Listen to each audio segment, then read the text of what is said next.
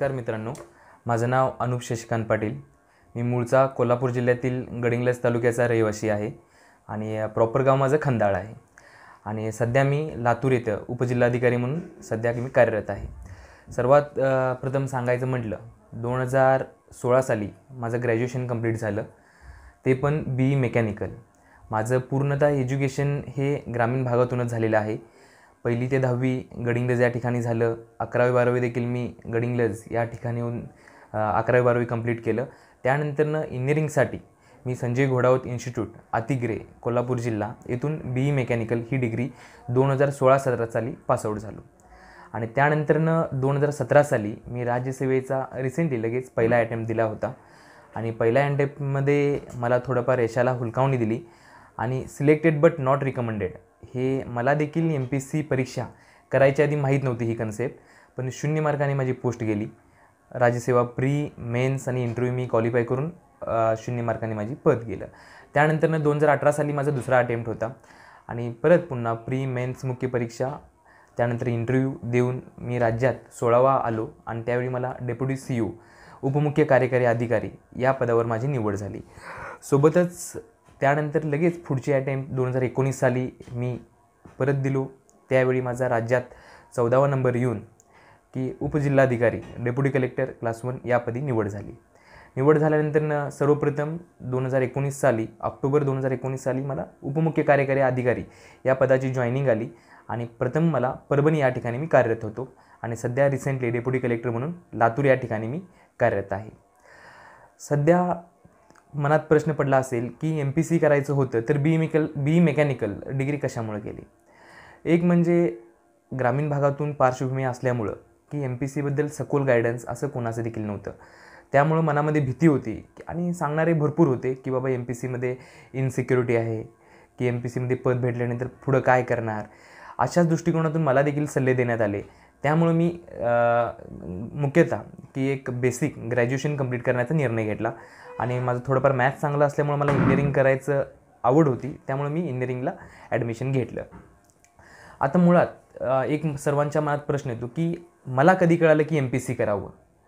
मुळात माझं एक फॅमिली बॅकग्राऊंड एक सांगायचं झालं तर कसं माझं पूर्णतः फॅमिली बॅकग्राऊंड हे पॉलिटिकल बॅकग्राऊंड होतं आणि लहानपणापासून मी एक घरी बघत होतो वडिलांसोबत की बाबा एक तहसीलदार असतील, BDO असतील, हे कधी कधी घरी यायचे आणि त्या माध्यमातून एक कुतूहलता निर्माण झाली की बाबा नेमकं म्हणजे तहसीलदार काय असतं, BDO काय असतं, नेमकं तहसीलदार आणि BDO आल्यानंतर लोक का जमा होतात एवढे, आपण एखाद्या तहसील ऑफिस आणि BDO ऑफिसला आपल्या कामानिमित्त का जातो, या क्षेत्राबद्दल थोडंफार काय एक मनात जी काही कुतूहलता होती ती जाणून घेण्याचा प्रयत्न केला आणि त्यावेळी कळालं की बाबा एक शासनातर्फे काही पदे निर्माण झाली असतात आणि लोकांची सेवा करण्याच्या दृष्टीनं ही पदे निर्माण करून की ग्रामीण भागातील समस्या सोडवण्याकरता एक उत्तम प्लॅटफॉर्म हा असू शकतो, अशी एक माझी खात्री झाली।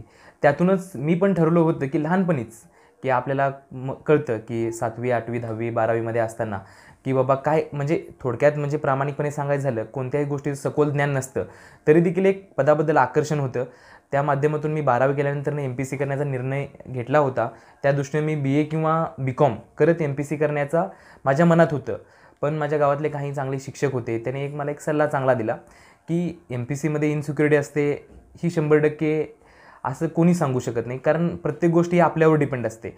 तरी देखील म्हटलं की बाबा काही गोष्टी आपण जर एक ग्रॅज्युएशन जरी केलं, बॅचलर डिग्री घेतली तरी पण आपल्याला भविष्याच्या दृष्टीनं आणि प्रशासनात काम करण्याच्या दृष्टीने देखील एक उत्तम प्लॅटफॉर्म आपल्याला असू शकतो। त्या दृष्टीनं मी BE मेकॅनिकल कंप्लीट करून MPSCकडे वळण्याचा निर्णय घेतला। 2016-17 साली प्रथम माझं BE मेकॅनिकल कंप्लीट झालं। त्यानंतर मी पुण्यामध्ये गेलो आणि सगळ्यात महत्त्वाचा प्रश्न हा की मी पुण्यामध्ये का गेलो, कारण तुम्हाला वाटत असणार कोल्हापूर जिल्हा आहे, सदन जिल्हा आहे, समृद्ध जिल्हा आहे की कित्येक चांगले अधिकारी त्या ठिकाणी निर्माण झाले असतील, पण एक सांगायला एक दुर्दैव म्हणायचं नाही, पण एखादी गोष्ट अशी की मी MPSC करायला जाताना की माझ्या भागातून एवढं समृद्ध तालुका असून देखील मला असं कुठल्या अधिकाऱ्याचं मार्गदर्शन भेटलं नाही की एखादा कुठला देखील MPSCमधून एक क्लास 1 असेल, क्लास 2 असेल पास झालेला अधिकारी मला मार्गदर्शनासाठी भेटला नाही। त्यामुळे मी डायरेक्ट काय केलं की पुण्या ठिकाणी गेलो। पुण्या ठिकाणी जाऊन माझी तिथं ताई जॉब करत होती, ताईपाशी राहून मी MPSC अभ्यास करण्याचा निर्णय घेतला। सुरुवातीला एक मनामध्ये भीती होती की म्हणजे नेमकं MPSC म्हणजे काय असतं, आणि सांगायला की प्रामाणिकपणे सांगतो की MPSC करत असताना मी काही असं उपजिल्हाधिकारी होण्याचं स्वप्न घेऊन मी पुण्यामध्ये गाठलो नव्हतो, की आपल्याला एक राज्य शासनाची एक चांगली कोणती देखील एक उत्तम नोकरी भेटली क्लास 1 क्लास 2, त्या दृष्टीनं मी तयारी करायला सुरुवात केली होती. आणि सुरुवात करताना एक चांगले मित्र भेटले, काही लोकांचं गायडन्स घेतलं की यूट्यूब होतं, नेमकं परीक्षा करताना कोणते विषय असतात, काय असतात, आपण पेपराची सुरुवात कशी करावी, ह्या दृष्टीनं माझा हा प्रवास सुरू झाला. ऑक्टोबर 2016मध्ये हा माझा प्रवास सुरू झाला.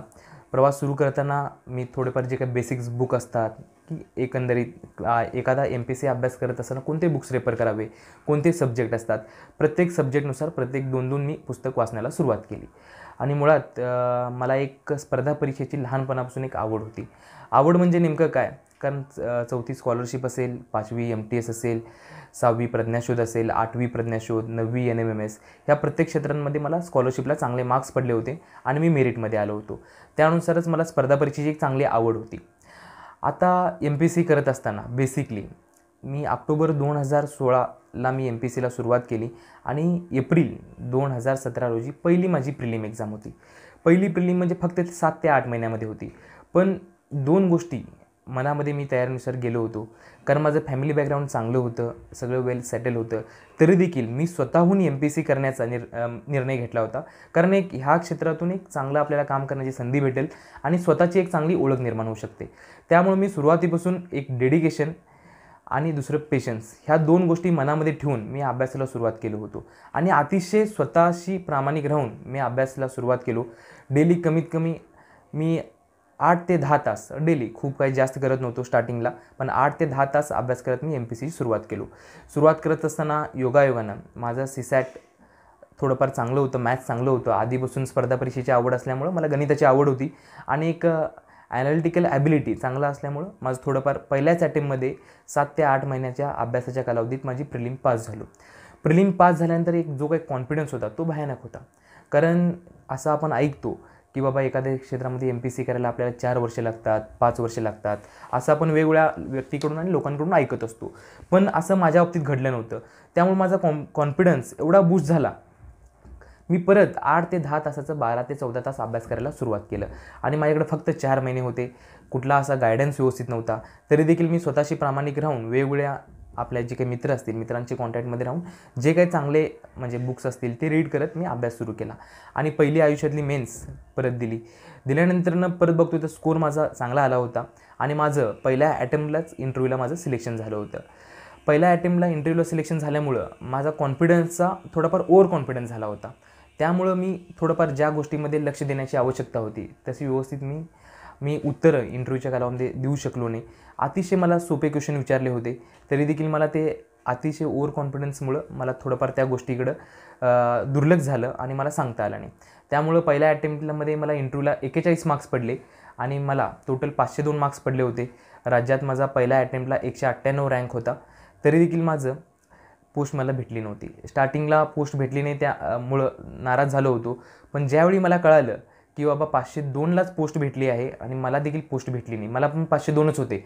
मग ती ज्यावेळी कुतूहलता जाणून घ्यायला बघितलं त्यावेळी कळालं की बाबा की सिलेक्टेड बट नॉट रिकमेंडेड असं झालं होतं, कारण माझं वय कमी होतं, 23 वर्ष असल्यामुळं मला ती पोस्ट भेटली नव्हती. ज्यावेळी माझा कॉन्फिडन्स एकदम गगनाला गेला होता, पण आत्ता ज्यावेळी 30 मे 2018ला ज्यावेळी रिझल्ट आला तो कॉन्फिडन्स मायनसमध्ये गेला होता. प्रामाणिकपणे सांगायचं म्हटलं तर की एवढा कॉन्फिडन्स निगेटिव्ह जाण्याचा आयुष्यात पहिल्यांदाच वेळ होती, कारण आयुष्यात ही पहिल्यांदा वेळ असेल की कोणती तरी एक एक्झाम आपण नापास झालेलो होतो. पण एक त्या दिवशीनं चांगली बाब देखील होती की आजूबाजूचे आपले मित्र असतील, परिवार असतील, काही शिक्षक मंडळ असतील, मला काय मोटिवेट करत होते की नेमकं बाबा कशामुळे मोटिवेट करत होते, कारण पहिल्या अटेम्प्टमध्ये प्री मेन्स इंटरव्ह्यू करून 0 मार्कानं पोस्ट जाणं म्हणजे पोस्ट मिळाल्यासारखं आहे. हा मनात एक कॉन्फिडन्स ठेवून मी परत अभ्यास सुरू केला. 2018 साली परत प्री मेन्स इंटरव्ह्यू आणि आपल्याला रिझल्ट सांगितला, डेप्टी CO झालं आणि 2019ला DC झालो. दुसरं म्हणजे MPSC तयारी कशी करावी प्रिलिमची. मुळात बेसिकली मी अभ्यास करत असताना प्रिलिम आणि मेन्स असा काही डिफरन्स केला नव्हता, कारण आपल्याला माहीत आहे प्रिलिमला history, geography, polity, economics, science tech, नंतरनं सायन्स असतं, करंट अफेअर्स, हे सब्जेक्ट बेसिक असतात आणि आपला दुसरा सब्जेक्ट असतो GS म्हणजे CSATचा. म्हणजे 400 पैकी आपल्याला मिनिमम कट ऑफ हा क्वालिफाय करायचा असतो. आणि दुसरं मेन्सला काय, मेन्सला देखील हे सब्जेक्ट असतात, फक्त कसं जरा वास्ट असतं, म्हणजे आपल्याला डीप अभ्यास करून त्या आपल्या म्हणजे क्वेश्चन सोडवायचे असतात. मग प्रिलिमला मला फायदा काय झाला, प्रिलिमला फायदा असा झाला कारण दोन गोष्टी असतात. कारण मॅक्झिमम की प्रिलिम हे सीसॅटवर आपण क्वालिफाय होऊ शकतो. आणि मुळात जे आपण म्हणतो की बाबा इंजिनिअरिंग बॅकग्राऊंड असल्यामुळं सीसॅट आपल्याला सोपं जातं, BCom असल्यामुळं अवघड जातं, आर्ट असल्यामुळं अवघड जातं, अशी कोणतीही गोष्ट नाही. कारण आपण जर एकंदरीत जर अभ्यास केला तर आयोगाची जी काही सीसॅटची जी काही पातळी आहे, काठिण्य पातळी आपण जी म्हणतो, एकदम बेसिक आहे. आपण जर 4थीचं एखादा मुलाला किंवा 6वी 8वीच्या मुलाला देखील आपण जे एखादा पॅसेज सोडून जर उत्तर लिहायला लावलं तरी देखील आपण इझिली ते अटेम्प्ट करू शकतो आणि आपलं उत्तर बरोबर येऊ शकतात. कारण आपल्या मनामध्ये जी काही भीती असते की मी आर्टचा आणि BComचा असल्यामुळे आपल्याला सीसॅटला मार्क्स येत नाहीत, आपली ॲनालिटिकल ॲबिलिटी इंजिनिअरिंगपेक्षा कमी आहे, अशी कोणतीही गोष्ट नसते. कारण माझे जवळचे मित्र आहेत ते BCom आर्ट्स किंवा सायन्स बॅकग्राऊंडचे नसून देखील अतिशय उत्तमाचं सीसॅटला मार्क्स काढलेले आहेत. त्यामुळं सीसॅटबद्दल जी काही मनात भीती आहे ती अजिबात काढून टाका. कारण फक्त बेसिकली सुरुवात करताना पॅसेज अतिशय उत्तमरित्या रीड करा. कारण पॅसेज रीड करून तुम्हाला जर उत्तर लिहायचे असेल अतिशय सोपं होतं. एखादं तुम्हाला साधं एक्झाम्पल सांगायचं म्हटलं, जर एखाद्या वेळी तुम्हाला जर राजसेवेला जर खूप कमी मार्क्स पडले असेल सीसॅटला, पॅसेजला कमी जास्त चुकले असतील, तर तोच पॅसेज तोच पेपर येऊन तुम्ही घरी सोडवा आणि कोणतंही प्रेशर न घेता आपण जर घरामध्ये सोडवलं तर आपल्याला चांगले मार्क्स येतात. ह्याचं कारण नेमकं काय असू शकतं, ह्याचं कारण हेच असू शकतं कारण आपल्या मनामध्ये किंवा आणि डोक्यामध्ये जी काही भीती असते सीसॅटबद्दल, त्या भीतीपोटी आपण एक प्रेशर घेऊन एक्झामला आपल्याला कमी मार्क्स येतात. आपल्याला येऊन देखील आपण काही क्वेश्चन चुकून ते आपल्याला निगेटिव्ह जातात आणि सीसॅटबद्दल जी काही मनात भीती असते ती भीती कायमस्वरूपी राहते.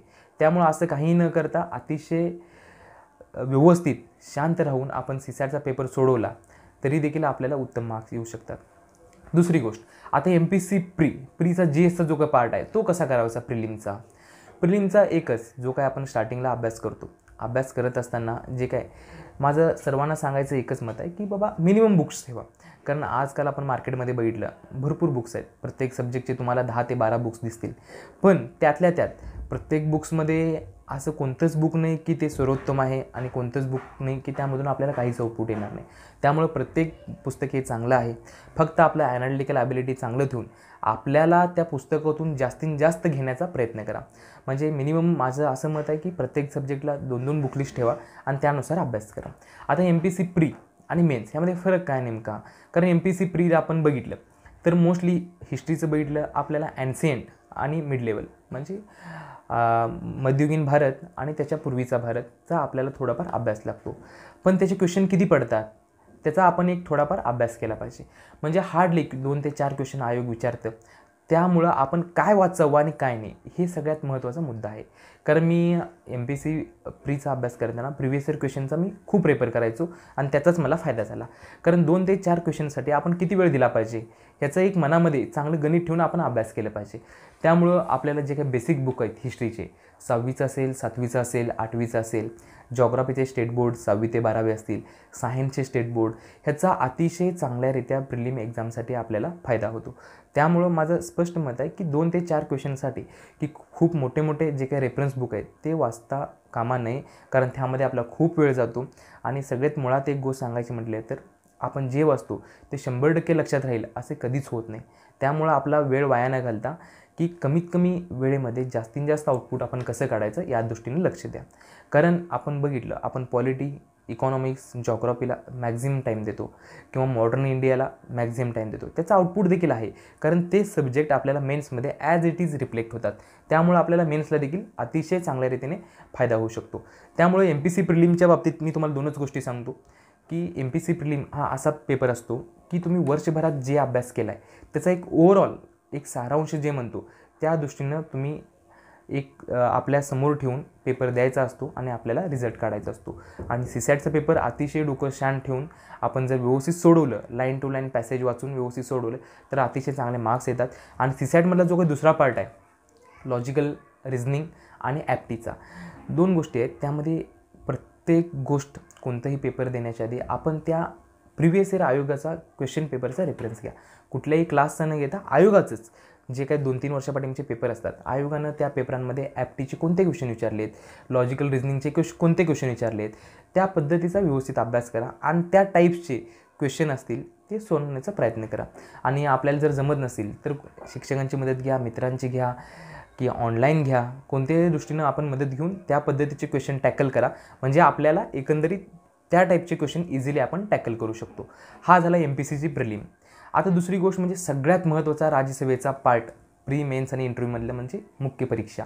मुख्य परीक्षा एकंदरीत ही 800 मार्काची असते.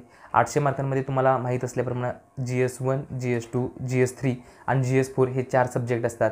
मराठी, इंग्लिश, ऑब्जेक्टिव्ह आणि डिस्क्रिप्टिव्ह असं एकूण आपल्याला 800 मार्काचं पेपर देणं अपेक्षित असतं. आता सगळ्यात महत्त्वाचं आपला अभ्यास, खरा जो काही डीप अभ्यास आपण केलेला असतो त्याचं पूर्ण रिफ्लेक्शन हे मुख्य परीक्षांमध्ये होत असतं.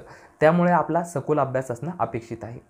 दुसरी गोष्ट की मुख्य परीक्षा पहिला अटेम्प्ट असेल किंवा तिसरा अटेम्प्ट असेल, जर प्रामाणिकपणे अभ्यास केला असेल आणि बुकलिस्ट आपली एकदम परफेक्ट ठेवून आपण अभ्यास केला असेल तर एकंदरीत चांगले मार्क्स आपल्याला येऊ शकतात. त्यामध्ये पहिला पेपर असतो GS1चा. GS1मध्ये कुठला पार्ट येतो? मुख्यतः हिस्ट्री आणि जिओग्राफी. हिस्ट्रीमध्ये पण ह्या ठिकाणी सांगितल्याप्रमाणे फक्त मॉडर्न हिस्ट्री आणि सोशल रिफॉर्मरचा चांगला आपल्याला अभ्यास असणं अपेक्षित आहे. त्यासाठी माझ्या मते मॅक्झिमम 2 पुस्तकं रेफर करा, कोणते देखील रेफर करा, पण 2च्या वरती जाऊ नका. आणि त्यानंतरनं जिओग्राफीचा पार्ट येतो, त्यामध्येच कृषी भूगोल आणि कृषी अर्थशास्त्र हे देखील 2 पार्ट येतात. त्यामध्ये देखील 2 पुस्तकं आपल्याला सफिशियंट होऊ शकतात. त्यानंतर पॉलिटीचा पार्ट येतो. पॉलिटीनंतरनं आपल्याला कायदे येतात पॉलिटीमध्ये. त्यानंतरनं आपला GS3चा HRD पार्ट येतो. GS4चा इकॉनॉमिक्स आणि सायन्स टेकचा पार्ट येतो आपल्याला. मी वारंवार सांगत आहे की प्रत्येक विषयाला 2 ते 3 पुस्तकाच्या वरती का जाता कामा नये. कारण माझा एकंदरीत स्वतःचा अभ्यास सांगतो. प्रत्येक विषयाला जरी 2 पुस्तक जरी धरले आपण तरी देखील आपल्याला 20 ते 22 पुस्तकं होतात. आणि कमीत कमी एक पुस्तक वाचायला, लाईन टू लाईन पुस्तक वाचायला आपल्याला कमीत कमी जर पुस्तकाचे पेजेस 200 जरी असतील, 200 खूप कमी असतात कारण आपण लक्ष्मीकांतचा अभ्यास केला तर 800 पानं आहे, तर कमीत कमी आपल्याला 3 ते 4 दिवस लागतात. मग एकंदरीत जर मुख्य परीक्षा देत असताना आपल्याला कमीत कमी 3 रिव्हिजन होणं खूप महत्त्वाचं आहे. आपण किती वाचलो हे अजिबात महत्त्वाचं नाही. आपण किती वाचलो त्यामध्ये आपल्याला किती लक्षात राहिलं हे खूप महत्त्वाचं आहे. कारण आयोगाची जी काही जर आता सध्याचं पेपर बघितलं तर डायरेक्ट थेट क्वेश्चन असतात. त्यामुळं आपल्याला येणं खूप अपेक्षित आहे. तर एक साधंच बघितलं तर राष्ट्रीय उत्पन्न समितीची स्थापना कधी झाली तर आपल्याला डायरेक्ट त्याचं उत्तर आलं पाहिजे. राष्ट्रीय उत्पन्न समितीचे पहिले अध्यक्ष कोण होते तर हे उत्तर येणं अपेक्षित असतं. आपण जर GS3चा विचार केला तर HRDमध्ये देखील आपण बघतो की बाबा वंदे मातरम योजना कधी सुरू झाली, त्याचं एक्झॅक्ट डेट आपल्याला माहीत पाहिजे. अन्न सुरक्षा कायदा कधी लागू झाला.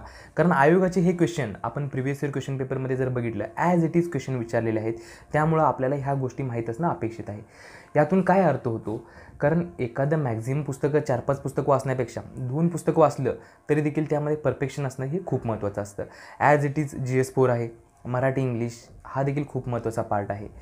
कारण मराठी इंग्लिशमध्ये देखील आपण 80 मार्क्स इझिली कव्हर करू शकतो. त्या दृष्टीनं खूप प्रयत्न करणं अपेक्षित आहे आणि केलं तर यश निश्चितच भेटू शकतं. ह्यामध्ये मराठी इंग्लिश हा असा एकमेव सब्जेक्ट आहे की आपल्याला 100% आपण खूप अभ्यास केला, चांगला अभ्यास केला, त्याची जर तयारी केली तर आपल्याला मार्क्स येऊ शकतात. आणि शेवटचा जो काही 100 मार्काचा पार्ट आहे तो डिस्क्रिप्टिव्ह पार्ट आहे. डिस्क्रिप्टिव्हमध्ये मराठी 50 मार्काचा आणि इंग्लिश 50 मार्काचा. आपण जर सिलेबस काढला तर आपल्याला त्यामध्ये गोष्टी कळून जातील. आता एकंदरीत जर मेन्सचा मी सांगायला गेलो तर तुम्हाला प्रत्येक विषयाला जरी 2 जरी बुक्स घेतले तरी आपले कमीत कमी 22 ते 24 बुक्स आपण एकंदरीत आपले होतात. आणि जर एकंदरीत मेन्सला आपल्याला 4 ते 5 महिन्याचा मॅक्झिमम जर म्हटलं तर 5 महिने आणि कमीत कमी म्हटलं तर 3.5 महिन्याचा आपल्याला कालावधी भेटतो. ह्या 3.5 महिन्याच्या कालावधीमध्ये माझं असं पर्सनल मत आहे की मॅक्झिमम 2 ते 3 वेळा आपले रिव्हिजन होणं खूप महत्त्वाचं आहे. कारण रिव्हिजन झाल्याशिवाय त्यातील गोष्टी आपल्याला अजिबात म्हणजे एकदम परफेक्ट लक्षात राहू शकत नाहीत. त्यामुळं मॅक्झिमम रिव्हिजनकडे लक्ष द्या आणि सिलेक्टेड बुकलिस्ट ठेवा. सिलेक्टेड बुकलिस्ट ठेवताना कोणते देखील बुक्स रेफर करा. प्रत्येक विषयाची 2 बुक्स रेफर करून आपण त्या विषयाचा एकंदरीत चांगल्या रीतीने अभ्यास करा. आणि त्यानंतरनं की मेन झाला तर इंटरव्ह्यूचा पार्ट येतो. आणि माझं स्पष्ट मत आहे की की प्रिलिम किंवा मेन्स पास होण्याआधी की इंटरव्ह्यूच्या तयारीला अजिबात लागायचं नाही. मेन्सचा चांगला स्कोर आला आपला तर इंटरव्ह्यूची तयारी अतिशय चांगल्या उत्तमरित्या आपल्याला होऊ शकते. आणि इंटरव्ह्यूसाठी आपण खूप काही असं वेगळं करू शकत नाही. कारण जी काही आपली पर्सनॅलिटी असते ती लहानपणापासून एक बिल्ड झालेली असते. त्यामुळं आपण 2 ते 4 महिन्यामध्ये पूर्ण पर्सनॅलिटी चेंज करतो असं काही होऊ शकत नाही. त्यामुळं आपण काय आहोत त्याचा रिफ्लेक्ट आपल्याला इंटरव्ह्यूला अतिशय चांगल्या रीतीने करून द्यायचं असतं. वेगळे काहीही त्यामध्ये गोष्टी नसते. आता त्यानंतरनं इम्पॉर्टन्स पॉईंट्स काय आहे त्यामध्ये की राज्यसेवा करायच्या वेळेला सगळ्यात महत्त्वाचं काय आहे की 2 गोष्टी सगळ्यात महत्त्वाचे लक्षात ठेवा. एक म्हणजे डेडिकेशन, दुसरं म्हणजे पेशन्स. मी वारंवार सांगतो. कारण का सांगतो? कारण MPSC अशी गोष्ट आहे, तुम्हाला यश पहिल्या अटेम्प्टमध्ये देखील मिळून जाईल आणि लागले तर 4 ते 5 वर्षे देखील लागतात. कारण हे पूर्ण आपल्यावर असतं. कारण काही वेळा जागा कमी येतात, काही वेळा जागा जास्त येतात. त्यामुळे हा थोडाफार लकचा देखील पार्ट आहे जागेच्या बाबतीत. त्यामुळं आपल्या हातामध्ये ह्या गोष्टी काही नसतात. त्यामुळं अभ्यास करताना स्वतःशी प्रामाणिक राहा. नेमकं सगळ्यात महत्त्वाचं म्हणजे अभ्यास करत असताना जो काय आपला विनाकारण टाईमपास होतो किंवा मित्रांच्यासोबत टाईम लॅप्स होतो, त्या गोष्टी टाळा. कारण कसं असतं, जो काही तुम्ही 2 ते 4 वर्षाच्या कालावधीमध्ये अभ्यास करायला आला असता, तो तुमच्या आयुष्यातला सर्वात व्हॅल्युएबल टाईम असतो. तो काळ परत तुम्हाला कधीच येत नाही. आणि सुरुवातीच्या 2 वर्षांमध्ये जो काय तुमचा चांगल्या रीतीने अभ्यास होतो, तो परत 4थ्या आणि 5व्या वर्षी अजिबात होत नाही. त्यामुळं ज्यावेळी आपण करतो त्यावेळी अतिशय प्रामाणिकपणे स्वतःला झोकून देऊन अभ्यास करा, म्हणजे 100% यश तुम्हाला भेटतं. आणि प्रत्येक वेळी अभ्यास करताना एकच डोक्यात मनामध्ये विचार ठेवा की आपण MPSC का करायला आलो, कुणासाठी करायला आलो आणि कशासाठी करत आहे. ह्या 3 गोष्टी आपण जर प्रत्येक वेळी अभ्यास करताना जर डोक्यात ठेवल्या तर 100% आपला जो काही टाईम वाया जातो तो 100% जाणार नाही. आपला पूर्ण फोकस हा MPSCकडे राहून आपण प्रामाणिकपणे अभ्यास करतो. दुसरी गोष्ट की अभ्यास कोणाच्या देखाव्यासाठी अजिबात करू नका, कारण त्याचा काहीच फायदा होत नाही. स्टार्टिंगला खूप गोष्टी चांगल्या वाटतात, मित्र चांगलं म्हणतात, पण त्याचा काही फायदा होत नाही. स्वतःशी प्रामाणिक राहा. आणि तिसरी गोष्ट की खूप वेळ दररोज 10 ते 12 तास अभ्यास केला तर खूप चांगला अभ्यास झाला असं काही नसतो. तुम्ही 7 ते 8 तास अभ्यास करा, पण अतिशय चांगला टाईम देऊन फ्रेश असताना अभ्यास करा, तुम्हाला 100% यश भेटतं. आता सगळ्यात चौथा पॉईंट ओव्हरऑल मी सांगतो की MPSC करत असताना की प्रिव्हियस इयर क्वेश्चन पेपरचा चांगला आधार घ्या. कारण प्रिव्हियस इयर क्वेश्चन पेपर हा आपला मेन जो काय आपण परीक्षा देतो त्याचा एक बेस असतो चांगल्या रीतीने.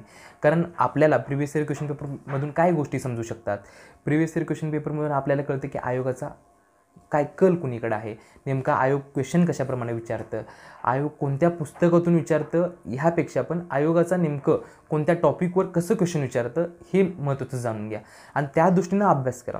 कसं होतो आपला पूर्ण आपण प्रिव्हियस इयर क्वेश्चन पेपरचा अभ्यास रेफर न घेता एकंदरीत बुकलिस्ट वाचत जातो.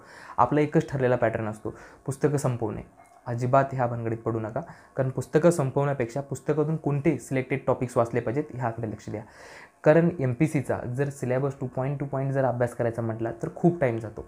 आपल्याला ह्या ठिकाणी MPSC क्षेत्रामध्ये येऊन फक्त एक चांगलं पद मिळवायचं असतं. त्यामुळं कोणत्याही गोष्टींमध्ये माझं पर्सनल मत आहे की खूप डीप जाऊ नका. एखाद्या लेवलपर्यंत जाऊन आपण तो स्टॉप केला पाहिजे. कारण एखादी गोष्ट आपल्याला जर समजत नसेल तर एखाद्या चांगल्या व्यक्तीकडून त्याचं मार्गदर्शन घ्या, आपल्याला गोष्टी इझिली आत्मसात करू शकतो. पण प्रिव्हियस इयर क्वेश्चन पेपरचा डेली कमीत कमी 1 तास तरी आपण प्रिव्हियस इयर क्वेश्चन पेपरचा अभ्यास हा केला पाहिजे. आणि तिसरी गोष्ट की पुस्तकं वाचत असताना, रिव्हिजनच्या वेळेस पण वाचत असताना माझा एक तुम्हाला सल्ला आहे की प्रत्येक वेळी लाईन टू लाईन वाचण्याचा प्रयत्न करा. कारण माझा स्वतःचा अनुभव सांगतो, मी लक्ष्मीकांत कमीत कमी 7 ते 8 वेळा वाचलेला आहे. प्रत्येक वेळी वाचत असताना, लाईन टू लाईन वाचत असताना मला प्रत्येक वेळी नवीन गोष्टी सापडत गेल्या. नवीन गोष्टी म्हणजे ते कुठून बाहेर आल्या नाहीत, पुस्तकामध्येच असतात, पण प्रत्येक वेळी वाचताना आपल्याला काहीतरी नवीन गोष्टी आपल्याला त्या दिसतात आणि आपल्या डोक्यामध्ये जातात. त्यामुळं त्याचा असाच मला फायदा झाला. कारण माझं स्पीड एवढं मी लक्ष्मीकांतला कव्हरअप केलं होतं, कारण मी लाईन टू लाईन लक्ष्मीकांत 2 ते 2.5 दिवसामध्ये वाचायचो 800 पानं. त्यामुळे मला असा फायदा झाला की 2018 साली लक्ष्मीकांतला GS2ला पहिल्या ॲन्सर कीनुसार मला पॉलिटीला 150 पैकी 122 मार्क्स होते. ते काही टॉपचे मार्क्स होते. त्यामुळं एकच ह्यातून म्हणजे अर्थ निघतो की चांगलं रिव्हिजन असेल तर तुम्हाला 100% मार्क्स पडतात. आणि पॉलिटीला त्यावेळी मी जास्त कोणतेही पुस्तक वाचले नव्हते, फक्त लक्ष्मीकांत आणि पंचायत राजचं एक पुस्तक आणि कायदे हे 3च पार्ट्स वाचले होते. त्यावर आपल्याला आपण एवढे मार्क्स घेऊ शकतो. त्यामुळे एकंदरीत अभ्यास करताना काय वाचावं काय नाही ह्या गोष्टीकडे चांगलं लक्ष द्या. एखादं टॉपिक आपल्याला खूपच अवघड जात असेल, 5-6 वेळा वाचून देखील जर आपल्याला समजत नसेल तर त्याकडे स्किप करा आणि ज्या ठिकाणी आपल्याला मॅक्झिमम आउटपुट मिळतं त्या ठिकाणी लक्ष द्या.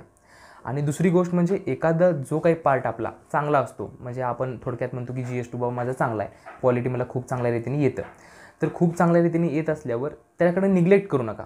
जो काही आपला चांगला पार्ट आहे ना तो अतिशय चांगला करा, म्हणजे आपल्याला एकाच सब्जेक्ट तुम्हाला चांगला मार्क्स देऊन जाईल. एकंदरीत अभ्यास करताना मुख्य परीक्षांमध्ये समतोल ठेवणं खूप अपेक्षित आहे. नाहीतर GS1, 2ला चांगले मार्क्स येतात, GS3, GS4ला कमी मार्क्स येतात, असे होते कामा नये. कारण माझं देखील मराठी इंग्लिशमध्ये मला थोडेफार कमी मार्क्स पडले, पण GSमुळे माझा कव्हर झाला. पण एकंदरीत बॅलन्स ठेवला तर अतिशय आपल्याला चांगले मार्क्स पडू शकतात. आणि दुसरा गोष्ट, आपण MPSCमध्ये येत असताना सगळे म्हणतात की प्लॅन बी काय असला पाहिजे. मुळात माझं असं मत आहे की सुरुवातीला आपण MPSC का करा येतो, कारण आपल्याला अधिकारी व्हायचं असतं. आणि माझं पर्सनल मत आहे की कोणीही MPSC करणारा व्यक्ती कुणालाही वाटत नाही की आपण स्वतः नापास होऊ. त्यामुळं सुरुवातीच्या काळांमध्ये ज्यावेळी तुम्ही स्टार्टिंगला पहिला दिवस पाय ठेवता MPSCमध्ये, त्यावेळी प्लॅन बीचा अजिबात विचार करू नका. कारण प्लॅन बीचा मनामध्ये विचार आणायचंच नाही. ज्यावेळी आपल्याला स्वतःला कळतं की आपण 3 वर्षे 4 वर्ष अभ्यास केलो तरी देखील आपल्याला यश भेटत नाही, त्यावेळी आपण निश्चित जरूर प्लॅन बीचा विचार करा. पण सुरुवातीला न करता ज्यावेळी आपल्याला अपयश खूप वेळा येतं, 4 ते 5 वर्ष आपण अभ्यास केलो तरी देखील आपल्याला जर यश भेटत नसेल, तर त्यावेळी तुम्ही स्वतःहून निर्णय घेऊ शकता की बाबा आपल्याला अपयश येत आहे, त्यामुळे आपण एखाद्या प्लॅन बीचा विचार करून आपण करू शकतो. आणि शक्यतो प्लॅन बी निवडत असताना आपल्या प्रोफेशनशी निगडीत आपण जर निवडलं तर आपल्याला आयुष्यामध्ये पण काही गिल्ट राहणार नाही. कारण आपण सॅटिस्फाय त्या ठिकाणी देखील चांगलं काम केलं तर एक चांगल्या रीतीने सॅटिस्फाय होऊ शकतो. एकंदरीत स्पर्धा परीक्षेचा अभ्यास करत असताना आपल्याला यश आणि अपयश येत राहतात. माझा स्वतःचा जर अनुभव घेतला तर पहिल्याच वेळी मी जरी प्रिलिम, मेन्स आणि इंटरव्ह्यू जरी क्वालिफाय झालो असेल तरी देखील मला फायनल 0 मार्कानं का होईना माझी पोस्ट गेली. त्यामुळे मला अपयश भेटलं. आयुष्यातील ते माझं पहिलं अपयश होतं. मी देखील अपयशामुळं थोडंफार खचलो होतो, पण पुन्हा नव्याने उभारी घेतली आणि परत कंटिन्यू सलग 2दा क्लास 1 पोस्ट काढलो. ह्याचाच अर्थ काय की एखाद्या स्पर्धा परीक्षेमध्ये किंवा कुठे देखील जीवनामध्ये आपण एखादं काम करत असताना यश अपयश येत राहतात. अपयश ही यशाची पहिली पायरी आहे असं खूप जण म्हणतात. त्याचाच अर्थ घेऊन आपण जरी देखील अपयश आलं तरी देखील संघर्ष करायची तयारी सोडायचं नाही. आपल्याला जोपर्यंत आपल्या मनामध्ये इच्छा आहे की आपण होऊ शकतो तोपर्यंत आपली संघर्षाची तयारी ठेवणे, आणि पहिल्यांदा अपयश आलं, दुसऱ्यांदा अपयश आलं तर खचून न जाता चांगलं प्रयत्न करा. यश तुम्हाला नक्की 100% भेटेल. फक्त स्वतःशी प्रामाणिक राहून आपण अभ्यास करा. आपल्या सर्वांना येणाऱ्या पुढच्या काळामध्ये जे काही पेपर्स असतील, ग्रुप Cच्या असतील, Bच्या असतील किंवा राज्यसेवेच्या असतील किंवा अदर डिपार्टमेंटच्या असतील, त्या सगळ्यांसाठी मनापासून आपल्याला शुभेच्छा देतो आणि थांबतो. धन्यवाद.